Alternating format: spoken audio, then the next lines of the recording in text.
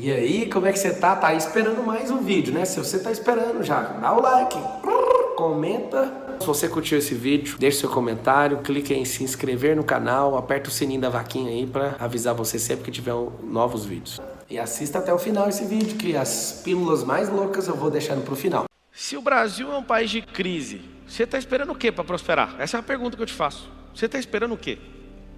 Tudo que você tem medo, você atrai. Tudo que você tem medo, você fica paralisado. Tudo que tem medo é a desculpa artificial para você não prosperar. Você está forçando barra. Amar crise. Fala com a boquinha assim, ó. Eu amo crise. Você sabe que você não ama. Você falou assim, preocupado. É igual falar para a pessoa, chuta macumba, tem medo demais. Você tem medo de chutar macumba, mas se Deus falar para você, seja forte e corajoso, você não acredita. Eu não consigo te entender. Acho que a maior crise que você tem chama-se identidade. A segunda maior crise que você tem são os bloqueios infantis que você carrega. E você fica infantil a vida inteira. E o terceiro maior é ser uma pessoa sem propósito. Já começa resolvendo essas três crises, você vai ver onde você vai parar. Uma outra crise é ter dó dos outros. Aí alguém fala, tá vendo? Esse cara é sem coração. Eu duvido que você que pensou isso ou falou isso tem mais generosidade que eu e ajudou mais gente que eu. Só tem uma coisa, não carrego ninguém nas costas. Dó é levar a pessoa e não mudar nada na vida dela. Compaixão, você vai mudar a vida de alguém, você vai contribuir para isso. Você tem que ser dono das crises. Você sabia que o governo às vezes faz sacanagem para aumentar a inflação porque o caixa não está batendo e eles precisam de arrecadar mais imposto? Com a inflação mais alta, arrecada mais imposto. Você acha que eles têm dó de vocês? Eles precisam fechar as contas. A pandemia me quebrou. Mentira, o que quebrou foi não ouvir que desde a década de 90 as pessoas estão mexendo com e-commerce. O que quebrou foi você não ter um social media. O que quebrou foi você não investir em branding. O que quebrou sua empresa da pandemia foi você não ter uma loja digital.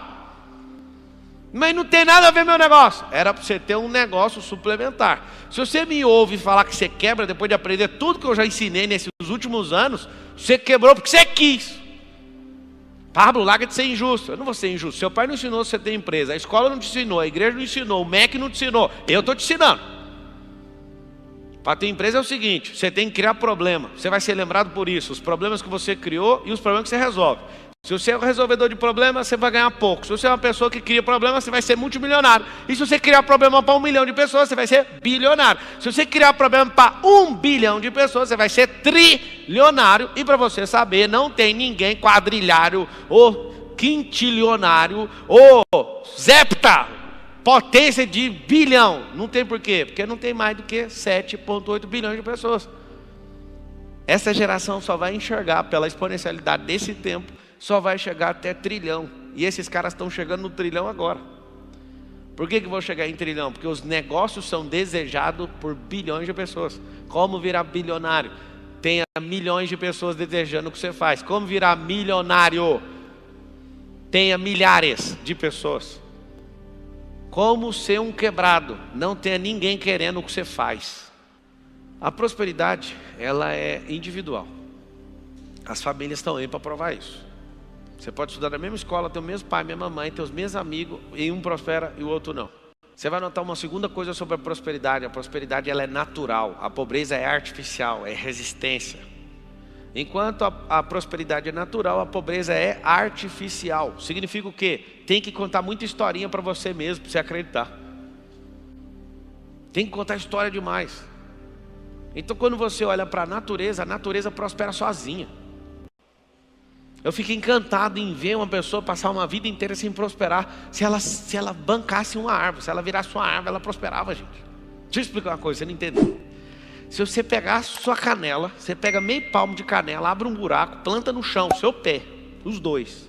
Põe adubo e não sai de lá. Se você bancar a árvore, a natureza, olha, isso é uma árvore. Vai, manda energia.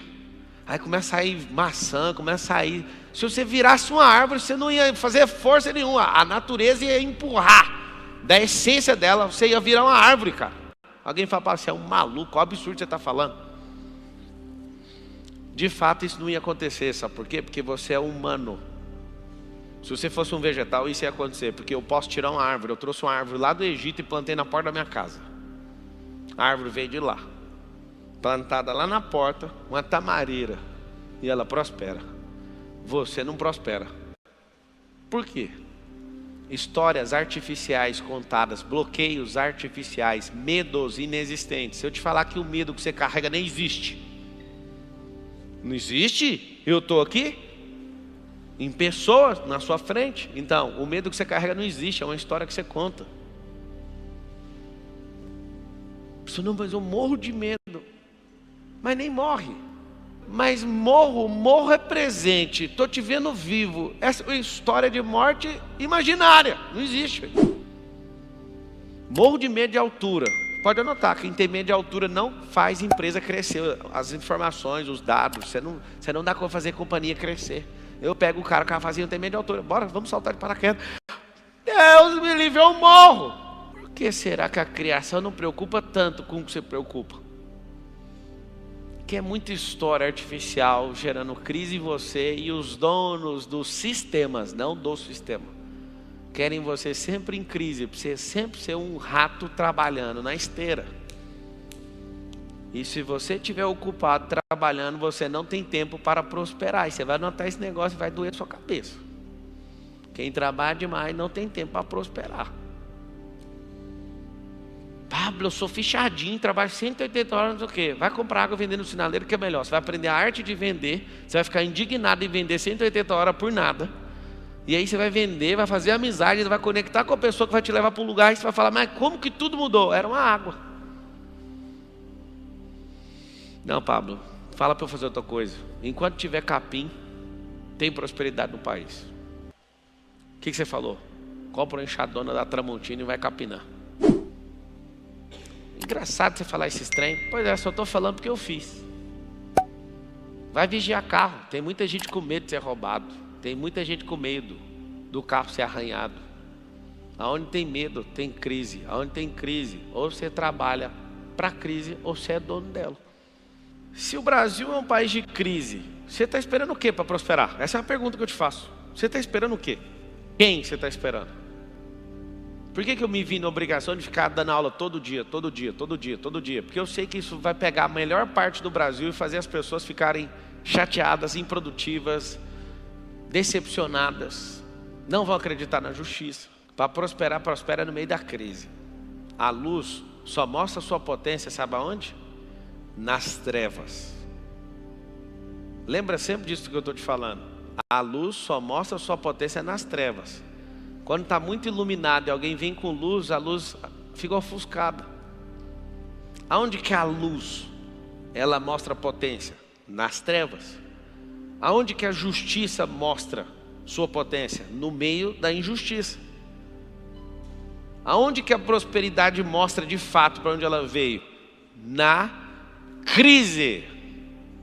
Aí você vai notar um código agora sobre a prosperidade. Prosperidade é individual e pobreza é coletiva. Onde que eu percebi isso? Eu percebi isso olhando para todas as famílias. De 2, 3, 4, 5 ou 6 ou 10 filhos. Vocês vão rir com o negócio. Vocês vão começar a estudar as famílias. Dificilmente uma família se salva disso, tá? Dificilmente isso acontece. É raro esse caso. Toda família tem um que prospera e a maioria não. Pode olhar para todas. Raríssimos casos tem uns medianos, mas um é o José do Egito. Eu não sei se você sabe, essa pessoa representa o backup da família. Se todo mundo se ferrar, é ele que salva todo mundo.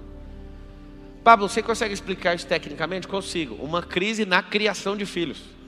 Pais que criam 3 filhos com o mesmo método. Por isso que um só prospera. Aquele pegou o proveito.